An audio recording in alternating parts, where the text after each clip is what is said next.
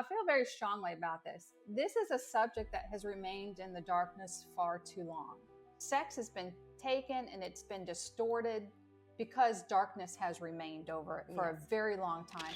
Sex is one of the most used weapons in a marriage. And you can easily settle for a distorted, cheap view of what your sex life with your spouse is supposed to be. The counterfeit. Yes. But the lack of sex is never a reason for betrayal. Pornography is eating our young people up, not just men anymore, women. It is eating them alive. And we have a choice. If you cannot control yourself, then you can't control anything. I said you can forget it. Right. And that speaks to sex, and that speaks to so many more areas. All right, let's talk about sex. And go, David. What's the song? Isn't there a song? Like what, the 90s? Sex, baby. Yeah. I'm sorry. I'm sorry. Yeah. Keep it clean, Wendy. You will have to cut that out. It's one in the same. No. I told you I was not always saved. I feel very strongly about this. This is a subject that has remained in the darkness far too long. Yes. And because of that, sex has been taken and it's been distorted because darkness has remained over it for a very long time. You guys, we're talking about intimacy being the foundation of having someone's heart, but we don't talk about it. So what we're here to do really is just bring it into the light. And it's really God's truth and God's light. And by no means do we have all the answers. We're not perfected, but we are willing. That's all we are, is we're willing just to open up and say, no more. We're going to shine his light in on this subject. Can I speak to something? Yes. And you really may have to edit this out. I don't know if it'll fit, but along the lines of sex. But the lack of sex is never a reason for betrayal. Yep. And it's used that way a lot of times. That's a good point. I had a medical issue that when I'm pregnant, I cannot have sex, basically. Yes. Bless his heart. But this is good to talk about. For 9 months. 9 long months. It's like 9 years almost. But we need to talk about this. But it genuinely never occurred to me that he would seek that somewhere else. But we use that as a weapon. Sex is one of the most used weapons in a marriage.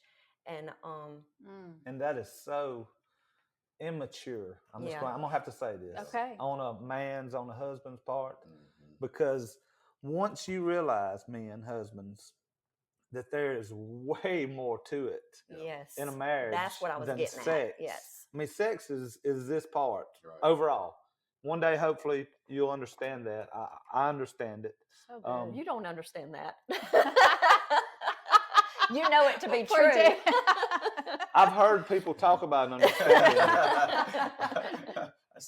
But for the overall marriage, sex is just a tiny part of it. And it's most of the time, it's the immaturity on the man's end. Most of the time. I'm not saying women, it's not for a woman, but that's my opinion. Well, I would defend you in that and saying most of the time it is the women's way of manipulating their spouse. Withholding is a way of manipulation. David's looking at me like, he's asking. He doesn't like that. He ain't getting none tonight. I may have said that once or twice, but anyway, I just wanted to reiterate that because sex is a large part of marriage, but I don't want to say it has a small meaning. I'm struggling for my words. It is a large part of your marriage, but it is not it. Yeah. It is not it, because there may come a point in time where, for physical whatever, Right. that may not be able to be met. And then what are you going to do? Right. Now I'm not lessening it by any means, but it is never an excuse for betrayal. But that's going to go back to the foundations that you place in your marriage. Foundation for sure. When you go back to selfish versus selfless, selfish says, I've been at work all day, even at home with the kids. I'm ready for some action. I don't care what you've been dealing with all day long with 3 kids running around screaming, the house, and you're completely wore out. I still want what I want. Right. And you may get it. It's not. But it's not going to be intimate. Right. It's not going to be quality. Right. Whereas when you say selflessly, what my wife has gone through today is way more important. Taking into consideration what she needs to have a quality sexual engagement. It might be worth putting that off a couple days. And letting her let you know when she's refreshed and ready, right? Because again, we all struggle with this, though. We're selfish creatures by nature, and whether it's a medical condition like you brought up, or whether it's just your wife was in the house with 3 screaming kids all day, changing diapers and feeding and clothing and taking care of everything in the home, and they're just not in that mind frame. You can demand, you can manipulate, and you might even get what you want in that moment, but I promise you it's not the quality that you're looking for, and it's not nearly as rewarding as being selfless and saying I can put my needs aside.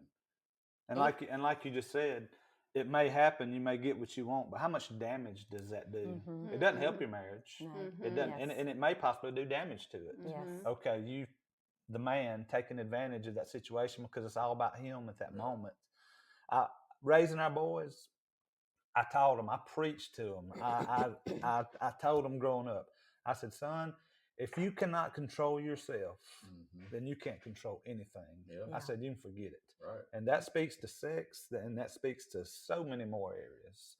But it just does. You have to. And most of the time, it's the young men, the young husbands, that have more of a problem with this than the older husbands.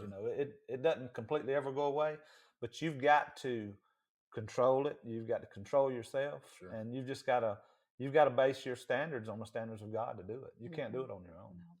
Well, I've never felt used by Amy in that way if she demands that her needs be met. So I don't know the damaging effects that may cause. It's usually not. But I think David's onto something. And I'm pretty sure there are women out there that would never tell their husband how that makes them feel. Do you two feel like that you could illuminate that a little bit for us younger versions that are out there that don't realize the impact they're having on their spouse? Go. You go ahead. No, you go. No, you go. And I'll Even follow. in the confines of marriage, if you're having sex, it does not mean you're being intimate. Right. You're just meeting that physical need that Amy keeps referring to, how the world views body than the other, versus as a Christian, it's supposed to be spirit, soul, body. So even in the confines of marriage does not mean you're being intimate. But as a woman, I'm trying to think. As a woman, I know if he demanded that, I actually probably would have lost respect for him. Hand in hand. On a level, because it's good. Especially if he keeps putting himself first. Right. I don't want to put too much pressure on this answer, but at the same time, I think there's some value to be had here. And I know that I've never been perfect, and none of us are ever perfect. So can you think of a feeling that you had if I ever did say, "Oh, come on, babe, just I know you've had a long day, but I need this right now," and forced a sexual interaction that you weren't really wanting or prepared for in that moment, how that makes you feel? Because I think that if there's some young guys watching this, they need to know the impact that is having on their spouse. And you can dime me out in front of the world if it helps somebody else realize that they need to start being more selfless. No, for me, I look at total actions. Okay, let's just say we're talking about one night, 2 nights. I wouldn't take that so personally. If it started developing like a lifestyle, then that's where I know there's a heart issue. Then that's when I would speak up. I would take it all in its totality and say, I've never felt like that you've put me in that position time and time and time again.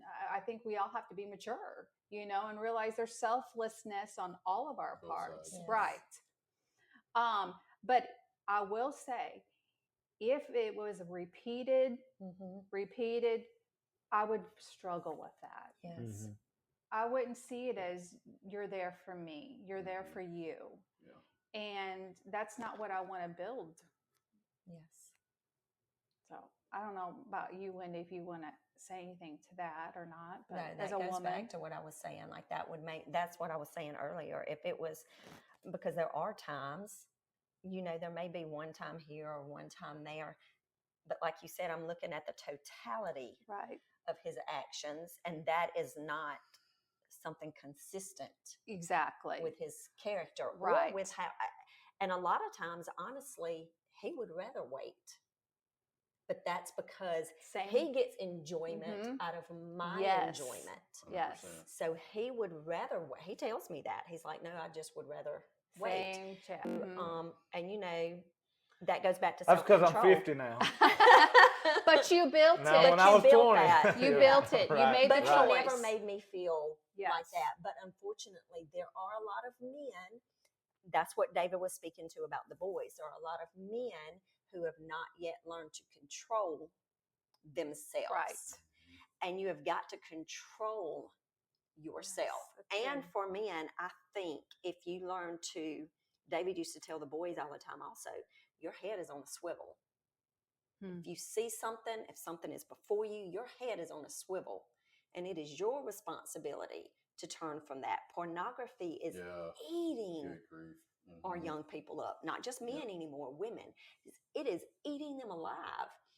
And we have a choice, and that is what David was speaking to. You have a choice personally. Yes. And then to your mate. And if you are making that choice personally as a man, it will be easier to make it for your spouse also, to say, I am more interested in intimacy than I am bodily gratification. Yes. And then you can build upon that. Yes. All day. All day. Yes. Yes. You can easily settle for a distorted, cheap view of what your sex life with your spouse is supposed to be. A counterfeit. Yes. And think that, I don't know why this was a thing. It seemed like maybe 20 years ago or so, like the frequency. How many times a week are you having sex with your spouse? Got to be a thing for some reason. And good grief, if we're not having sex 3 to 5 times a week, do we have a good sex life? And it's not about a number. Thank you. And That's how good. how David came to the conclusion, and so have I over time, that I would much rather wait for a quality engagement. Because sure, I mean, any sex is good sex. Yeah. Right?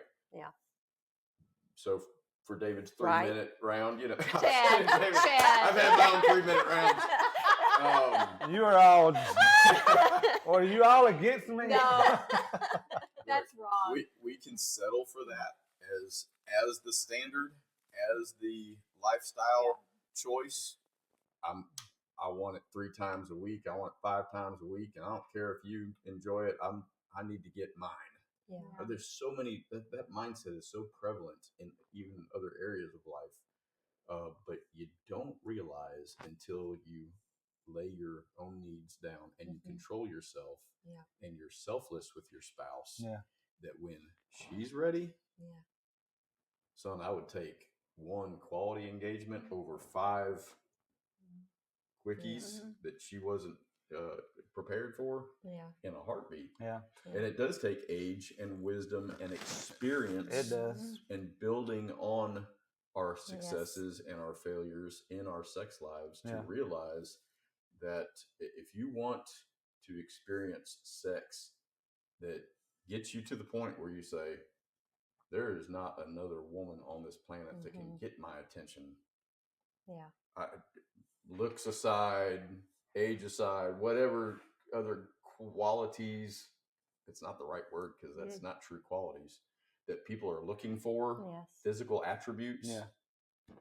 Once you have that quality sex with your spouse and you build upon that and it becomes your lifestyle, your sexual lifestyle together, there's no substituting that. Right. Once you've driven a Ferrari. The Chevy just doesn't satisfy. Right? I've never driven a Ferrari, but once you've had that quality, God-given sex, you can't go back. You don't want to go back.